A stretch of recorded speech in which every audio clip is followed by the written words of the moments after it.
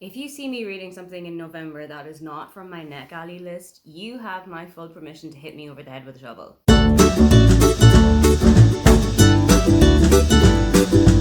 Hi, welcome, come on in. My name is Aoife, and today I am taking you through some of the books from my Netgalley TBR that I am hoping to cross off the list in November. The state of affairs with my Netgalley is absolutely atrocious.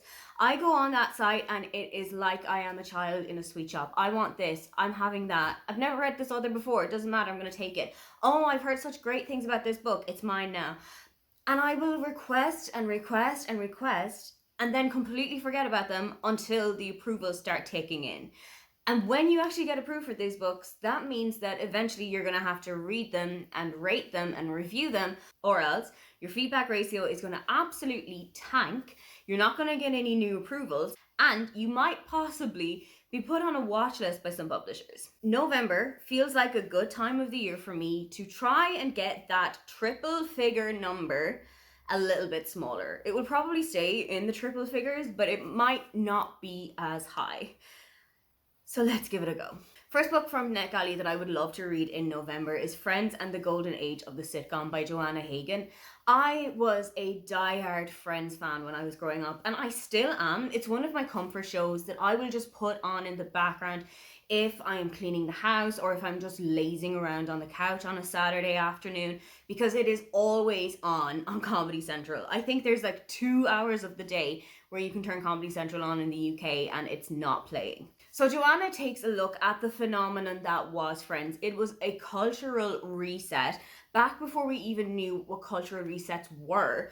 But it does also have a couple of issues. It doesn't age so well in some areas. It ages really well in others.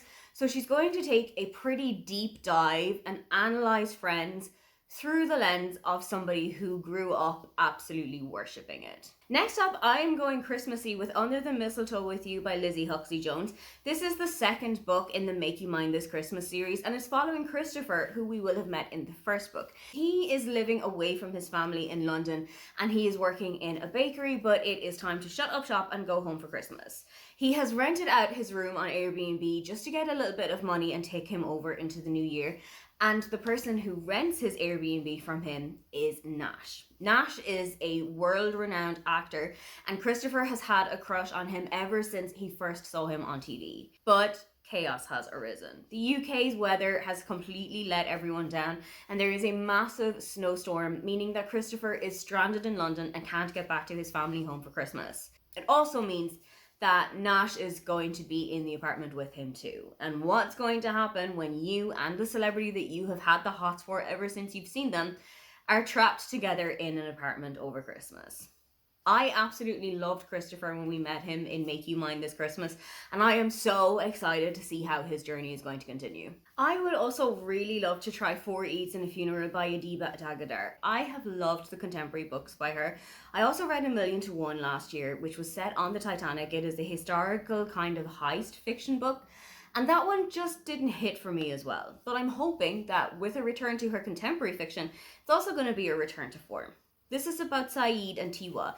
They were absolutely inseparable when they were younger. They were the best of friends, but things have soured between the two of them following an incident a couple of Eids ago. Saeed is back in town for a family funeral, and this coincides with the day that the Islamic center in the town has been burnt down. Now, Saeed and Tiwa are back together and trying to raise the funds to rebuild the Islamic center, and sparks are starting to fly between the two of them.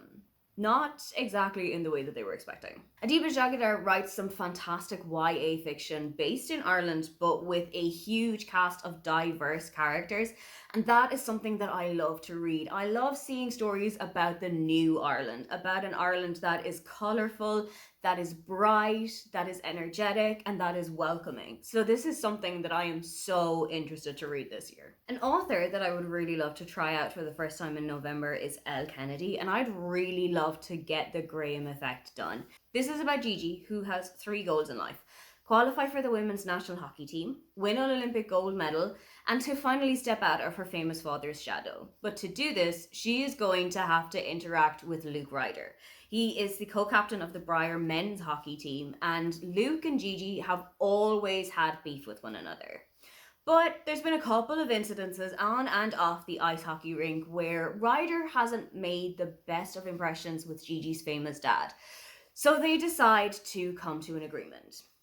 Ryder is going to help train Gigi and get her ready for the women's hockey team, and in return, she is going to put in a good word for her with her father. But when they start to spend a little bit more time together, all of the ice that was between the two of them has started to thaw. I'm also going to give an author a second chance in November, and that author is Fallon Ballard. I didn't really love her first book, but I am super interested in Right on Cue. This is about Emmy, who used to work as an actress, but has now been more behind the scenes and has been working as a scriptwriter. But her latest work hasn't really been setting the world on fire. She is offered a new role in front of the camera, and she decides to just grab it with two hands. The issue is that her opposite leading man is Grayson. He was responsible for the kind of souring of her on-screen career a couple of years ago, and she's never really forgiven him for what happened.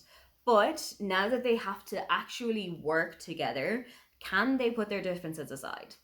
I am so interested to see how this is going to compare to Lisan Love's writing. I feel like when you go into a debut and the writing is completely different to a third or a subsequent book, it can kind of show a lot of growth and it can kind of show a lot of development, and I'm really interested to see if that's what's going to be here, because all of Fallon Ballard's books sound like they're going to be for me.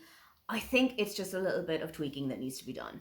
Maybe this is the one that's going to win me over. I feel like November is also the perfect time of year to read Mrs. Quinn's Rise to Fame by Olivia Ford. This is going to be perfect because the Bake Off final is usually in November. So if I can time this, that I have just finished the book around the time that the Bake Off final starts, I think I have done the perfect serendipity here. This is about Mrs. Quinn, or Jennifer as you might want to call her. She's approaching her 60s and she has just been signed on to Britain's most beloved baking show. She hasn't told a single person that she's going to be on the show. Not even her husband Bernard knows where she's been for the last couple of weekends. But when Jennifer's fame starts to come in and when her star starts to rise just as much as her bread has been, another secret that she has kept hidden for years is in trouble of bubbling over and spilling out. I am so intrigued to see how this is going to go because I absolutely love books that have baking or cooking or competitions of any kind like that.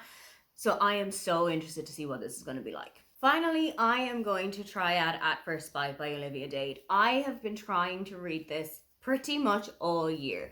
I first gave it a go back in February or March and I just didn't connect with the audiobook of it. So I feel like if I read the Netgalley copy that I have, it might spur me on.